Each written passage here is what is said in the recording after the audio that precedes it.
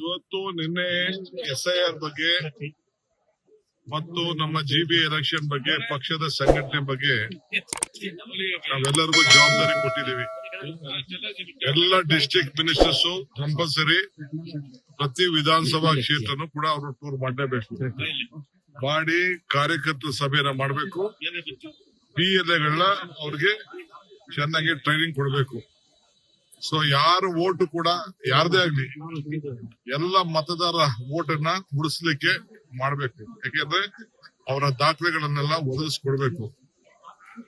Mapping ಅನ್ನೋದನ್ನ ತಲೆಯಿಂದ ತೆಗೆದಾಕ್ಬೇಕು. Compulsory enumeration form ಏನು BLO ಕೊಡ್ತಾರೆ, ಆ BLAಗಳಿಗೆ ಅವ್ರು ಏನೇನ್ ದಾಖಲೆ ಇದೆ ಆ ದಾಖಲೆಗಳನ್ನ ಒದಗಿಸ್ಕೊಟ್ಬಿಟ್ಟು ಆ ಅಧಿಕಾರಿಗಳಿಗೆ ಕೊಡುವಂತ ಕೆಲಸ ಮಾಡಬೇಕು.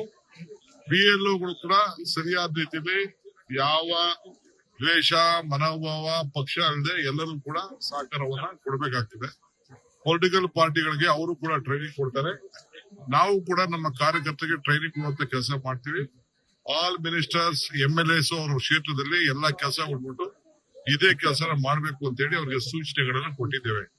ಇವತ್ತು ಯಾರ್ಯಾರು ಪದಾಧಿಕಾರಿಗಳಿಗೂ ಬಂದಿಲ್ಲ ಅವ್ರನ್ನೆಲ್ಲ ಕೂಡ ನಾನೀಗಾಗಲೇ ತೆಗೆದಾಕ್ಲಿಕ್ಕೆ ನನಗೆ ಆದೇಶ ಕೊಟ್ಟಿದ್ದಾರೆ.